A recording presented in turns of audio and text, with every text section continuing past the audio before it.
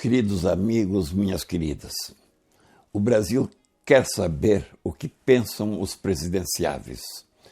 Neste segundo vídeo em torno do assunto, a construção do Brasil na dimensão de seus recursos naturais e as aspirações do povo brasileiro. No vídeo anterior, espero ter sido suficientemente claro ao afirmar que existem ações necessárias a curto prazo, urgentes, como, por exemplo, socorrer os excluídos, os pobres, os que têm fome, ou socorrer as vítimas de desastres naturais ou produzidos pela insensatez humana. Necessárias essas ações, no entanto, elas não são suficientes para construir um país, o Brasil com o que sonhamos. E dei como exemplo os próprios programas sociais de Bolsa Família, ou do Pronto Brasil, ou de outros nomes que o marketing é pródigo em vender à sociedade. Também não importa o nome. Mostram as estatísticas, no entanto, que essas ações, chamadas de políticas sociais, não são suficientes para construir um país justo ou acabar com a tragédia da miséria e da fome em torno do que giram os debates e as promessas dos que buscam o seu voto, o meu voto, meus queridos e minhas queridas amigas. Lembrava naquele vídeo que no ano de 2004, quando foi instituído o Bolsa Família, o programa passou a atender às demandas de 650 milhões de famílias brasileiras, um pouco mais. Número que cresceu hoje, vejam só, para 20 milhões de famílias. O que, considerados 3 membros por família, corresponde a 1/3 da população brasileira, 70 milhões de brasileiros. E esta é uma trágica realidade. Não se está eliminando a miséria e a fome, mas se está ampliando a demanda dos excluídos. E isto é uma constatação trágica, mas necessária. Meus queridos e minhas queridas amigas, sem deixar de atender à miséria e à fome, é preciso que se vá muito além. É preciso humanizar a economia. É preciso, entre outras demandas imediatas e de longo prazo, promover e não apenas socorrer as pessoas, através da ampliação ao acesso ao trabalho e ao emprego, e com este acesso promover uma melhor distribuição de renda a partir da compreensão necessária de que a simples distribuição de dinheiro não é distribuição de renda, mas é esmola, como vimos naquele vídeo. Para que se tenha uma visão mais clara para analisar com espírito crítico, com a verdade, as propostas dos presidenciáveis e de tantos outros candidatos a ocupar funções de governo, em qualquer nível, que estão a pedir o nosso voto, o meu, o seu, estão aí a ocupar espaços nos meios de comunicação e nas redes sociais. Para isso, quero convidar você, meu caro amigo e minha querida amiga, a me acompanhar nesse tempo que vai durar até alguns minutos a mais do que o tempo que costumo roubar-lhe em meus vídeos anteriores. Faço isto porque o tempo passa. O momento da escolha e de seu voto são questões que nós, eu e você, devemos estar atentos para ver o que pensam, o que dizem e o que prometem fazer os nossos candidatos. Espero que essas reflexões valham para você e para o Brasil esses minutos a mais que você vai dedicar.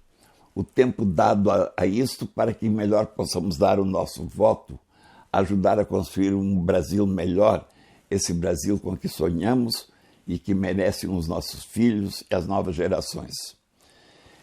Creio que esta reflexão, como dizia no vídeo anterior, se meu amigo ainda não o viu, por favor, pode acessar clicando o número que está aqui na tela. E creio que esta reflexão, dizia, deve começar por um novo conceito de economia, uma economia humanizada, quero dizer participativa e solidária, capaz de superar este paradoxo de 2 países que somos, rico e cheio de potencialidades, nas quais, no entanto, são excluídos milhões de brasileiros, situação que nos torna o país das desigualdades e, portanto, da injustiça, da enorme dívida social. Lembro ainda que se esse desequilíbrio atinge sobretudo os excluídos, atingem também aqueles que, mesmo não pertencendo a esse número trágico dos excluídos, vivem diariamente sob a incerteza do que será o nosso país, de onde estaremos amanhã.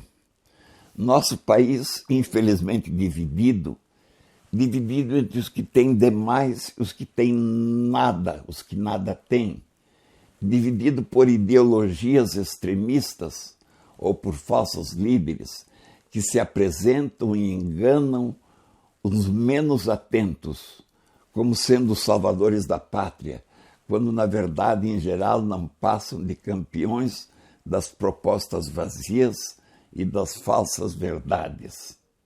Veja o que nos acontece nesse nosso maravilhoso Brasil. Todos sabemos que o Brasil está entre as 10 maiores economias do mundo. No entanto, quando se trata do Índice de Desenvolvimento Humano, o IDH dos brasileiros, o nosso Brasil recua, segundo o último índice divulgado pela ONU, para o 84º lugar. Entre as 10 maiores economias, mas o 84º lugar em desenvolvimento humano. Por que essa imensa distância e ainda mais por que este recuo? Considerando que esta economia é rica, uma das 10 maiores do mundo, está em sua maior parte nas mãos de grandes empresas ou corporações financeiras, nacionais ou internacionais, enquanto grande parte do país vive na pobreza, não seria melhor que, ao invés de termos uma economia rica e um povo pobre, tivéssemos uma economia sustentável que desse oportunidade de vida digna a todos os brasileiros, ainda que menos rica, mas melhor distribuída, ou seja, desconcentrada e participativa para todos? Cabe perguntar aos presidenciáveis como pretendem eles e seus assessores fazer esta reversão da economia, ou isso não está em suas preocupações ou na visão de suas assessorias, principalmente suas assessorias econômicas. Um outro paradoxo, meu querido, minha querida. Somos no mundo o 5º país em extinção territorial. No entanto, 1/3 dos brasileiros não tem casa ou não tem moradia digna por falta de saneamento, problema ao qual se soma ainda para parcela significativa da população a falta de água tratada, embora tenhamos as maiores reservas de águas superficiais e subterrâneas do mundo. Como os presidenciáveis e os candidatos a qualquer cargo eletivo pretendem ocupar melhor e mais sustentavelmente esse enorme território, ainda ocupado apenas em cerca de 25%, percentual que equivale, portanto, veja só, à parte que foi demarcada pelo Tratado de Tordesilhas. Embora esta questão não seja objeto dos debates dos presidenciáveis, essa questão da ocupação territorial e também de políticos de outros níveis, impôs-se para superar esse paradoxo a necessidade de uma séria política migratória de ocupação territorial, especialmente para as regiões norte da Amazônia e do Centro-Oeste, regiões onde se localizam esses enormes potenciais hídricos e territórios vazios, beneficiando tanto essa nova ocupação, os setores sociais como os setores econômicos, tornando efetiva a utilização das águas e do território em favor da sustentabilidade do Brasil e dos brasileiros. Mas quando se fala em reservas ambientais, caríssimos amigos, minhas queridas amigas, em florestas tropicais, em recursos hídricos, em biodiversidade e outros recursos naturais, de um lado e de outro, se chega aos baixíssimos índices da densidade demográfica, a relativa produtividade da região, a preservação das reservas para os povos de culturas tradicionais, se está, obviamente, referindo à imensa Amazônia, aliás, uma das palavras mais frequentes nas redes sociais no mundo inteiro e nas relações internacionais do Brasil. Novamente, cabe perguntar: qual a política dos presidenciáveis e de outros candidatos a cargos eletivos para promover o desenvolvimento sustentável da Amazônia, com o aproveitamento sustentável de seus enormes espaços, a bem de seus habitantes e a bem das demandas nacionais e mundiais, a que as potencialidades da Amazônia podem responder, não só em função desses recursos, mas de sua preservação ambiental, especialmente da floresta, das águas e da biodiversidade. Com mais de 210 milhões de habitantes, o Brasil é o sexto país do mundo em população. No entanto, de nossa população ativa, que soma bem mais até de 100 milhões de brasileiros, apenas metade, até um pouco menos da metade, trabalham com as garantias do trabalho formal. 30 ou 40 milhões de trabalhadores sobrevivem na informalidade, sem dispor de qualquer sistema acessível de segurança social. E, nesse momento, cerca de 11 milhões são desempregados. Talvez tenha diminuído um pouco nos últimos dias ou no último mês esta quantidade. Quais as políticas dos presidenciáveis na respectiva área de competência para dar à economia sua dimensão social, gerando trabalho, salário e renda em níveis de libertar os brasileiros das políticas assistencialistas, da pobreza e da miséria? Queridos amigos, minhas amigas, já foi referido o significado ambiental da Amazônia para o mundo. Mas no Brasil, algumas cidades apresentam os maiores índices de degradação ambiental e das piores condições de vida. Peraí, deu erro aqui. Das piores Índices do começo. Queridos amigos, minhas amigas, já foi referido o significado ambiental da Amazônia para o mundo. Mas no Brasil, algumas cidades apresentam os maiores índices de degradação ambiental, as piores condições de vida, a poluição, as péssimas condições de mobilidade, com o crescimento demográfico incontrolado e com o crescimento das periferias favelizadas, onde sobrevivem milhões de brasileiros excluídos. Cabe perguntar: quais as políticas de desenvolvimento e melhoria das condições de moradia, trabalho e lazer das cidades e de suas periferias, hoje favelizadas, de modo a propiciar a seus habitantes bem-estar, qualidade, ou eu diria mais que qualidade, dignidade de vida? Quero me referir a mais de 150 milhões de habitantes urbanos que tem o Brasil, no entanto, dos quais 40 milhões são favelados, e aos milhões que ainda vivem em áreas rurais, frequentemente áreas remotas e desintegradas da comunidade nacional. Se considerarmos agora a realidade da questão educacional no Brasil, direi que é dramático, verdadeiramente direi que é horroroso.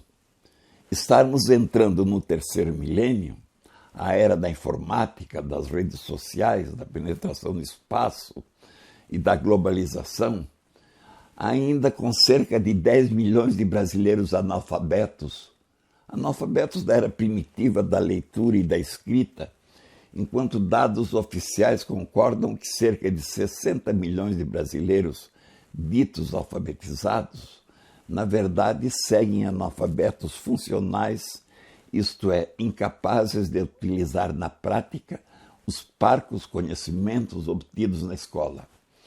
Que consciência têm os presidenciáveis, cabe perguntar, sobre o que poderão ser esses brasileiros amanhã e o que poderá ser o Brasil nessa nova era formatada pelos avanços da ciência e da tecnologia?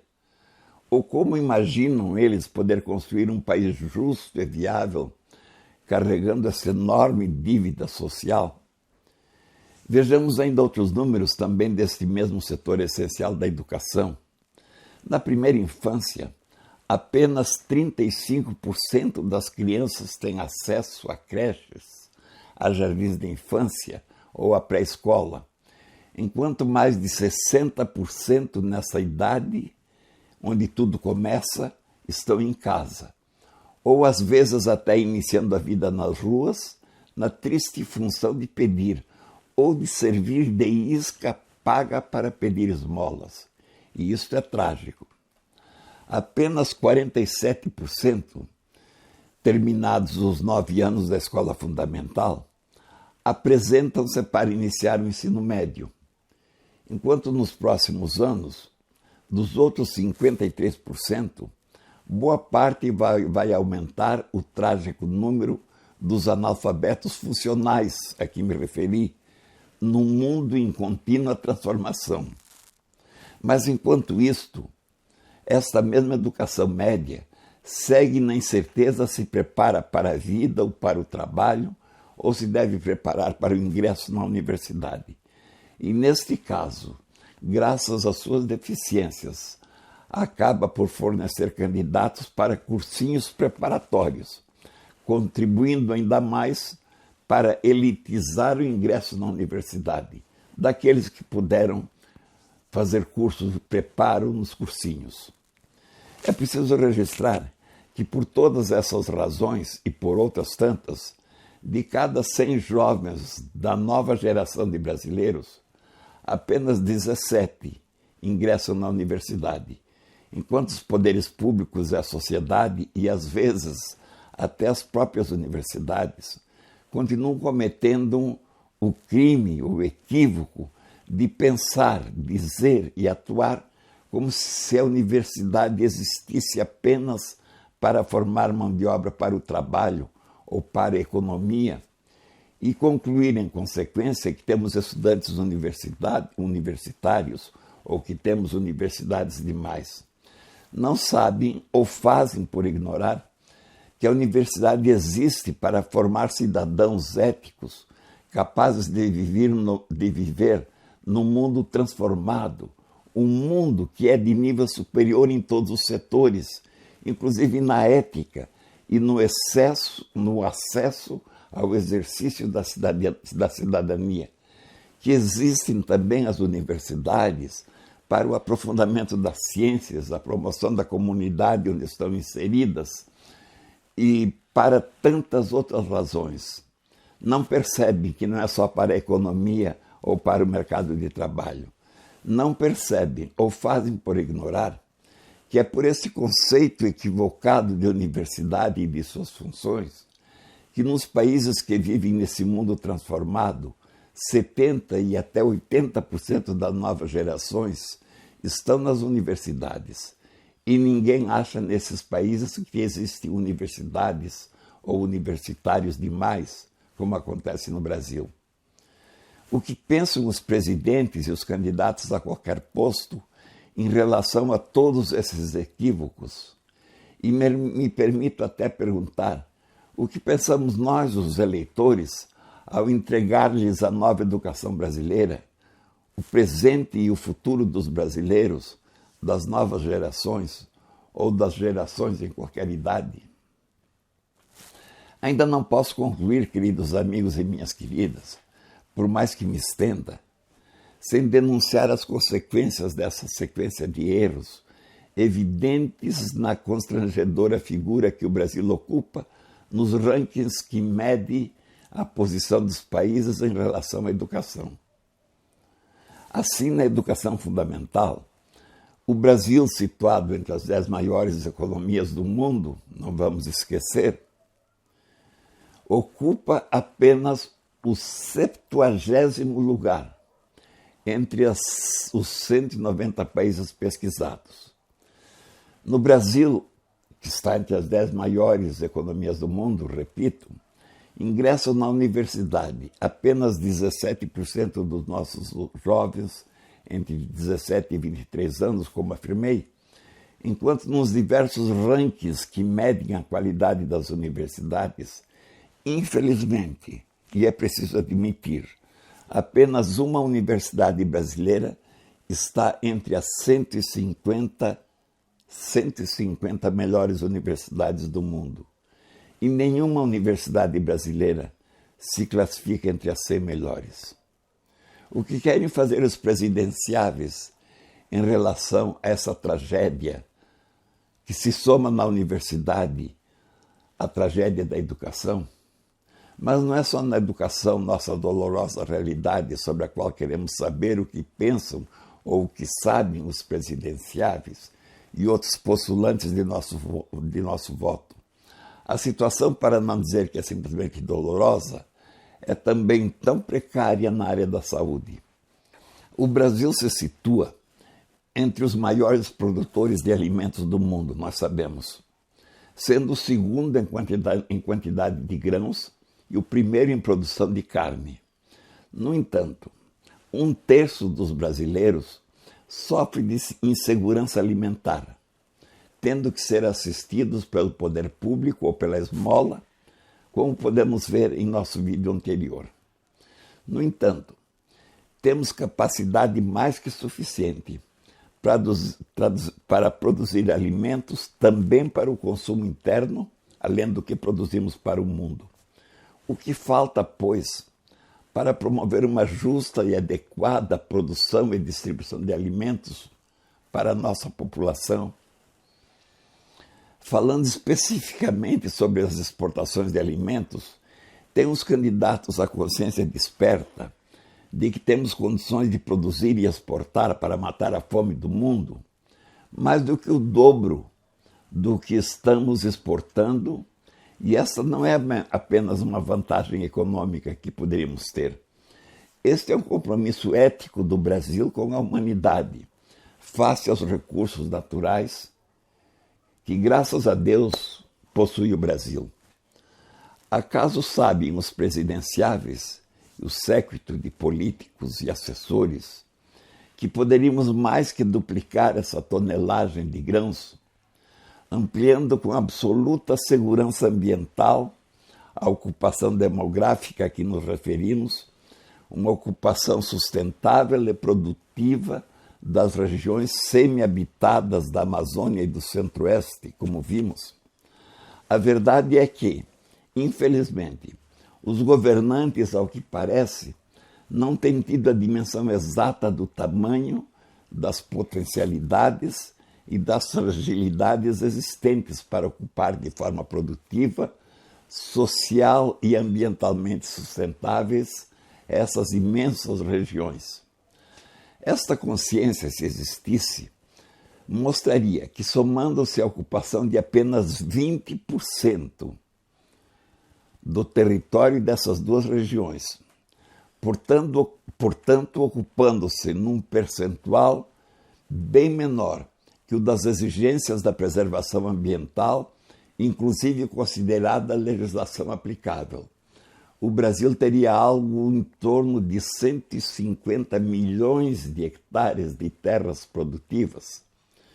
Esse imenso território, produzindo apenas 5 toneladas de grãos por hectare, o que é uma produção modesta face à tecnologia disponível no Brasil, que poderia alavancar esse índice para mais de 7 toneladas por hectare, poderia elevar a produção brasileira de grãos para 750 milhões de toneladas, mais do que o dobro de toneladas de grãos que produzimos hoje e de que tanto se costuma orgulhar a grandiloquência dos governos.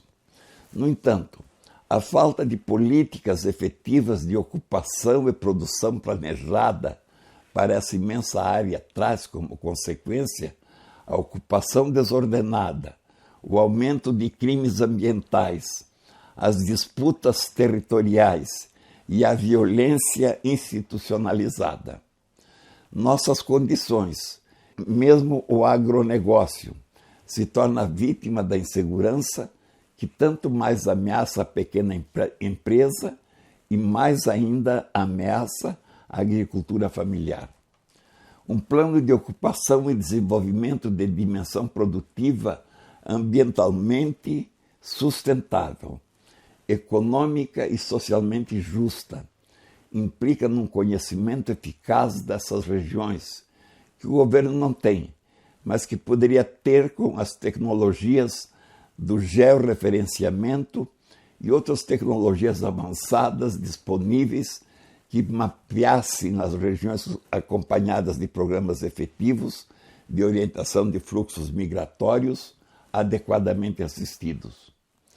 Além de saber o pensamento dos presidenciáveis e de outros postulantes a funções do poder, especialmente referentes a essas imensas regiões, é preciso saber deles também o que pensam, se pensam, em reorganização e implantação de um plano de transporte envolvendo os modais ferroviários, rodoviários, fluvial e portuário, evidentemente que o aeroviário como consequência, como pressuposto de sua integração econômica, política e social com o país e com o mundo, a mudança do nosso modelo de transportes. Não basta a promessa de construir ou de duplicar esta ou aquela rodovia, ou prometer o 5G, ou sei lá, amanhã o 6G ou o 7G. É necessário um novo plano estratégico de transporte e comunicações que responda às características das demandas econômicas e sociais do Brasil e conforme o seu território. Ao terminar esta parte do questionamento dirigido aos presidenciáveis e a outros candidatos a funções de poder, impõe-se ainda, e me perdoe se me alongo mais alguns minutos, uma análise da situação de saúde no Brasil, cujas carências são em grande parte consequência das deficiências em outros setores já apontados, como a subnutrição, a miséria e a fome, as questões de saneamento, da água potável e de outras condições precárias de vida, fatores que contribuem significativamente para agravar as precárias condições de saúde no Brasil.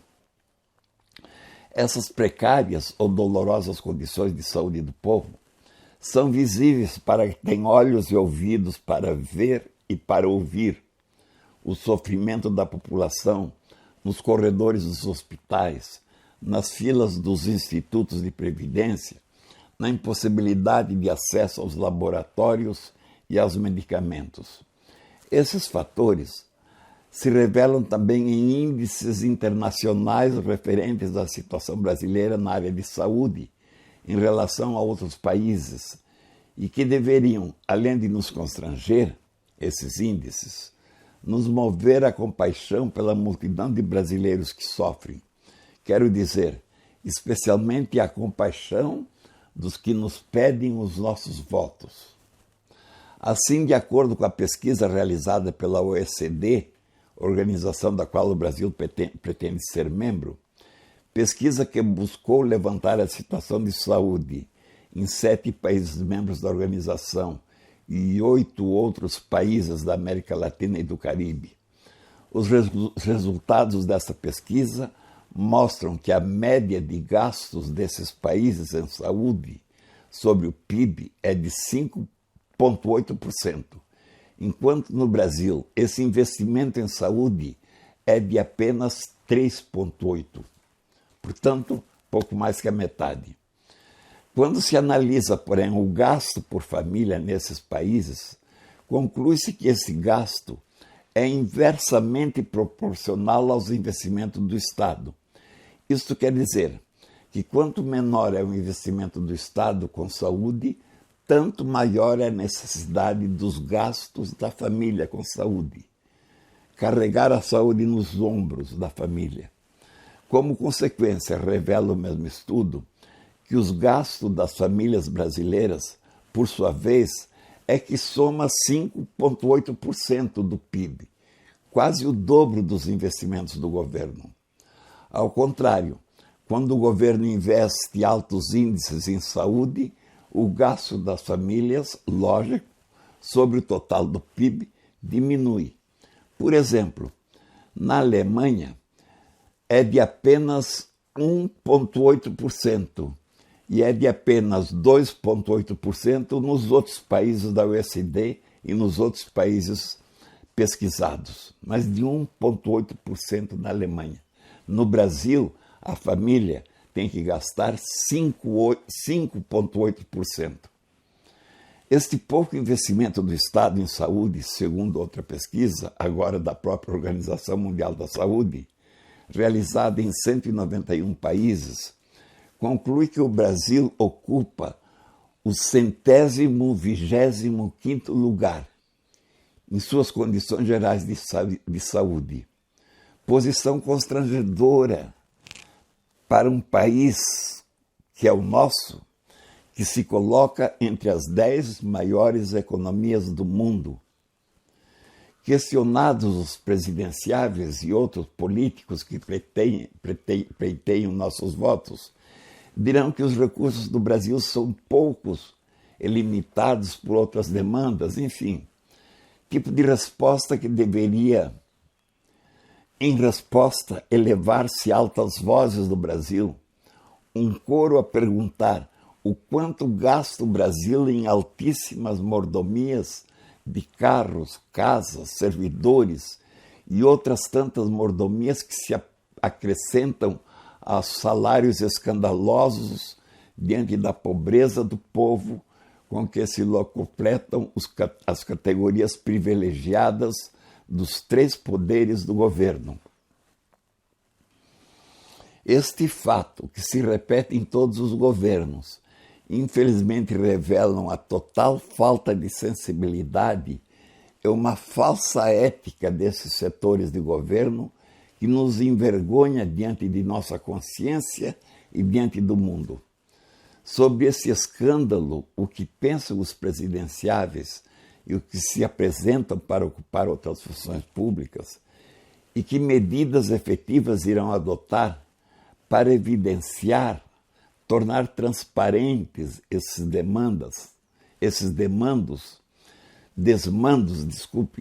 denunciar, combater e pôr fim a tal insensibilidade e gastança do dinheiro público, desta forma, eu digo roubado ao povo.